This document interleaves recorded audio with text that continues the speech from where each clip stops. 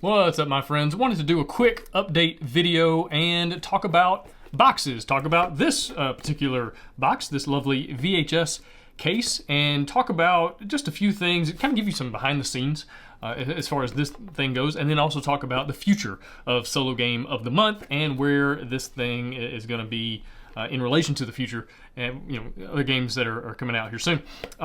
So the VHS case, I know there's been some speculation as to why I chose to use a VHS case to put all of these lovely Solo games in, including... I'm Final Girl. guessing he Inherit bought a it. truck of like VHS cassette, like holders. Yeah. There's got to be no usage for these things, and I'm sure they're out there.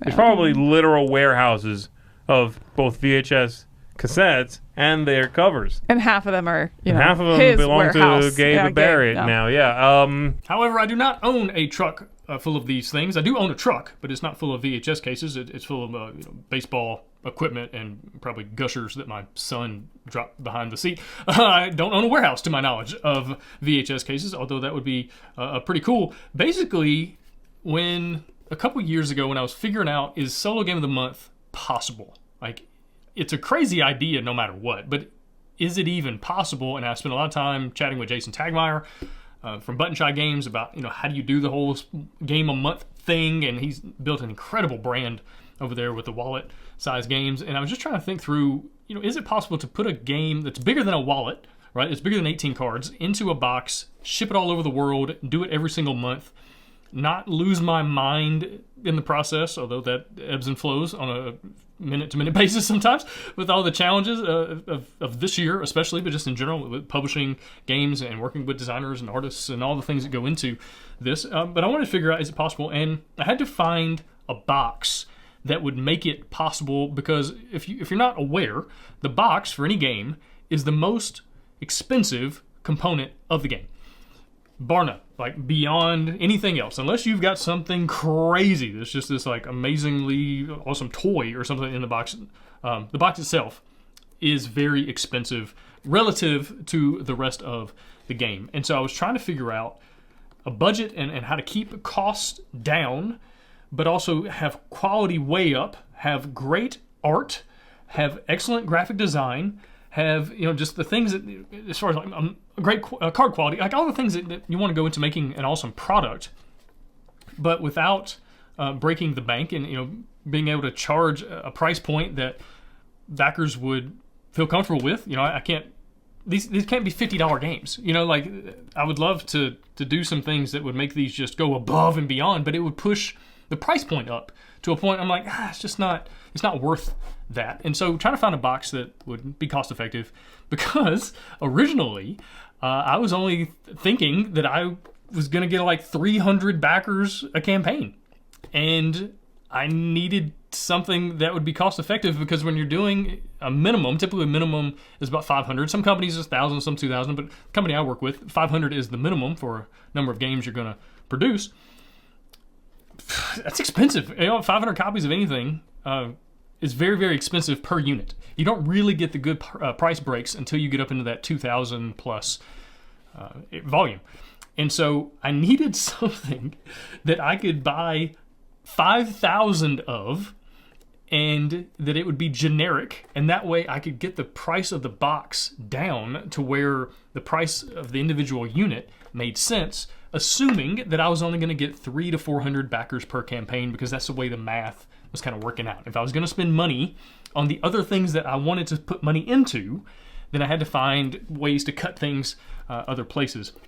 And this was perfect for that, as far as the cost effectiveness. I'll talk about some other things that this created challenges for in a second, but because I could order 5,000 of these at a time, and I could use them for a whole bunch of campaigns. The volume at 4,000 to 5,000 on these, the price point was pretty good. However, one thing I learned is that the more you've scaled up with these, the less it mattered, as far as like the price didn't change. And so, if I ordered 10,000 of these, it wasn't that much different than ordering 5,000 of these per unit. And so there was, you had a ceiling.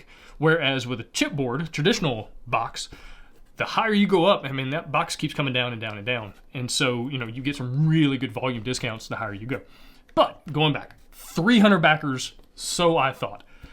However, a lot of y'all keep showing up and you keep buying the games. And, you know, at this point, the campaigns are averaging like 1,500 backers or 1,600, something like that. You know, in part thanks to some of the big campaigns, Rome and some of the other ones. It kind of pushes that average up, but it's way more than 300, which is it just kind of boggles my mind. I knew that the solo gaming community was underserved. Right, I'm part of it. You know, I'm in it. I'm in all the BGG forums and Facebook groups and all that kind of stuff. I see how there's just not a ton of solo games on the market, and so I knew that there was a lot of us out there that were like, we just want some really cool games that aren't like an afterthought. That's not like it's really a 2 to 4 player game, but it's got this little 1 player mode you can play if you want to. I knew. I didn't think it would be 1,500, 1,600 on average, and so. You know, hindsight and all. Would I have done things differently? Yeah, probably, because the volume and the scale and things, it would have been different. But anyway, going back. Again, if I hadn't figured this out, Solo Game of the Month would not have existed, right? Because the math just didn't work out price-wise. So anyway, so I started with this. And this thing has been excellent. Not only from a price point perspective, but also just, it looks cool. It looks good on a shelf. You know, when you got a bunch of these lined up on your game shelf, on your bookshelf, it look cool. The nostalgia, especially on games, you know, with this little kind of 80s theme and whatnot, it's just a really cool product, in my opinion, and I love it, and I will always be thankful for this thing. I will be thankful for a guy named Brian Liu that I found online that is the liaison to the only factory in China, as I'm aware, that makes these things still. Forever be grateful for him. Without that factory, without this, Solo Game of the Month would not exist. Just because back then, from a math perspective, this was the only way to make it work. And so it really just came down to price point. And also it looks cool, you know, kind of, it's nice to have branding that when somebody sees something, they go, oh, I know what that is, right? It's why Coca-Cola, like the red that Coke uses in all their stuff, that is patented. Like, you can't use their red Pantone. That's their thing. Maybe not patented, trademarked. You know, branding matters, and this is cool. It's cool branding. But as time has gone by, and as more and more people have backed the projects, and the scale of the campaigns has gone up, and also as we've run into some learning about these things. One thing I picked up a long time ago from a guy named Thomas Sowell, and he's just an excellent human, just an amazing philosopher, very, very smart man. And one thing that he says a lot is there are no solutions, there are only trade-offs. And I find myself saying that on a daily basis, either to myself or to one of my kids, and be like, look, there's no perfect answer, there is no solution, there is only a trade-off. And so with all the good that came from this, there were some challenges that it also created. Now, another good thing, though, is they're easy to replace, right? International shipping, I knew that there were going to be a certain number of lost and damaged shipments. That's just the nature of things when you're shipping everything out of China. And so to be able to replace one of these quickly, easily, cheaply, that was a huge advantage. Being able to replace a box that got damaged, you know, en route, or I had an email the other day from somebody that their dog ate the box and it was all just jacked up. To be able to put a replacement in the mail for a few bucks is excellent, right? Because again, the box is super expensive. But challenges. One, size-wise, I just wish they were like half an inch bigger, right? Just like that much bigger to make the games fit just a hair better. Now, part of that is on me and design and publishing-wise. We're packing as much into these games, into these boxes as we possibly can, as much game in there as possible. So partly that, you know, that's on me, that's on us as a Solo Game of the Month group of designers and whatnot. But also the plastic on the inside, the teeth, that's one of the big learnings we had. The little plastic teeth that are kind of in there, just part of the manufacturing process. Sometimes they eat cards. And so I've had to replace more damaged cards than I would like. Not a ton, right? Probably not even more than what might even be considered normal from just a publishing standpoint. But it does present some challenges. You know, we had to figure out this insert that makes it where the cards don't get eaten. when you clasp it down, and I know some people have had issues with that, and as far as like putting everything back together and puzzling it in so it fits all perfectly, right? These are some drawbacks, and I know that there's a lot of people who love this thing. They send me DMs, they send me emails about how awesome this case is. I also know that there are a lot of people who hate these things. They post lots of public comments. And so, anyway, this has been great.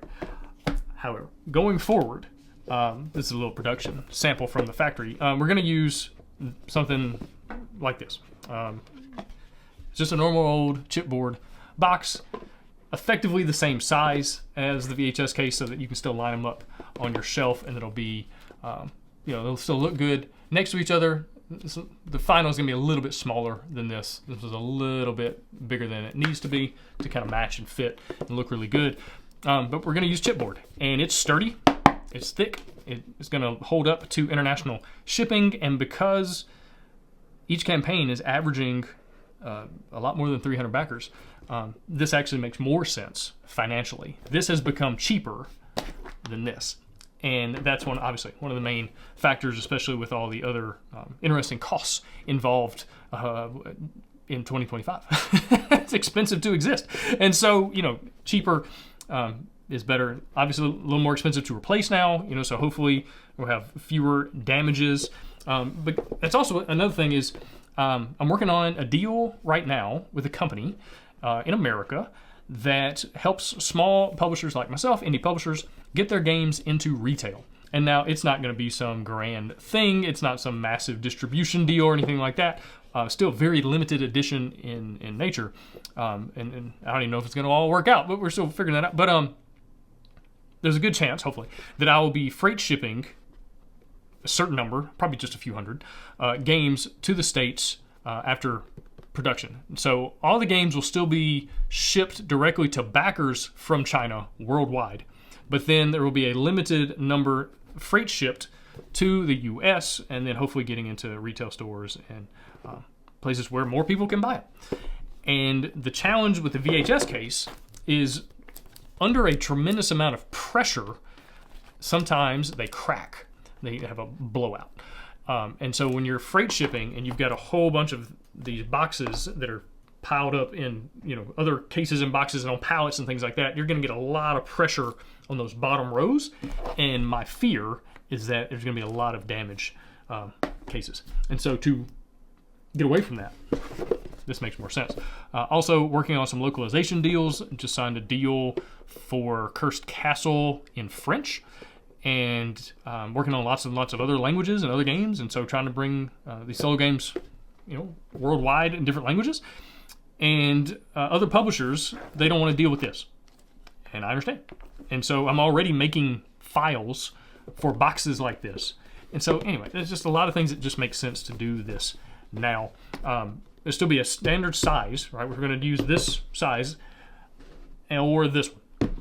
So basically you have the normal run-of-the-mill solo game of the month, and then whenever we do something special, like a deluxe version, so the deluxe version of Rome will come in this bigger, thicker, it's the same, it'll be the same height, right? So it'll still look good on the shelf height-wise. It's just a little deeper to put a whole lot more game in there. Mech Bunny will come in this box. Small Time Heroes, the base box, will come in here. If you got both heroes and all the bosses, if you got all the stuff, it'll come in this box. Radiance, which is another game from Joe Clipful, coming up later this year. So this is just like a 1 to 2 times a year. When we want to do something big, if Joe Clipful has designed a game, it's not going to be in this box. I've learned my lesson. It's going to be in one of these. We're going to go big on that. That way I don't have to suffer through any more comments about people saying that I was messing with supply and demand and all that. Anyway, so yeah, that's kind of where we're at, and it's exciting times. In one way, it's kind of sad because this is what got us here. This thing is why Solo Game of the Month exists, but it's time to move forward and say so long to the VHS case. Go to a more traditional box type, and it's a good problem to have, right? These are good problems to have. Too many people are buying the games. That's crazy.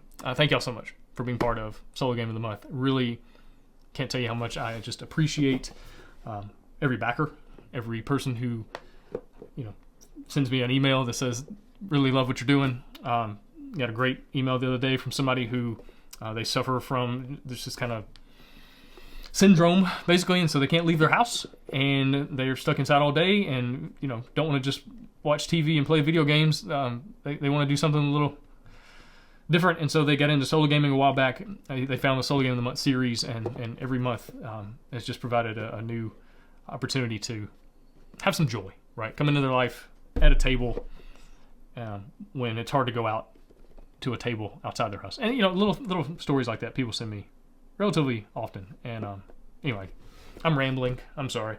Just getting a little. Yeah, didn't even bother it. But yeah, thank you so much for being part of Solo Game of the Month. I'm excited to see where all of this goes. Got some really cool things we're working on as far as games and different things that are coming out over the course of the rest of this year. Got a lot of games in production right now that are like sitting on G, waiting on O, about to leave the factory, about to be headed towards your doors. Some games that I think you're going to like, that you're really going to have fun with during your solo gaming time. But anyway, have an excellent day, excellent week, excellent weekend whenever you're watching this video, and thank you so much for being part of all this.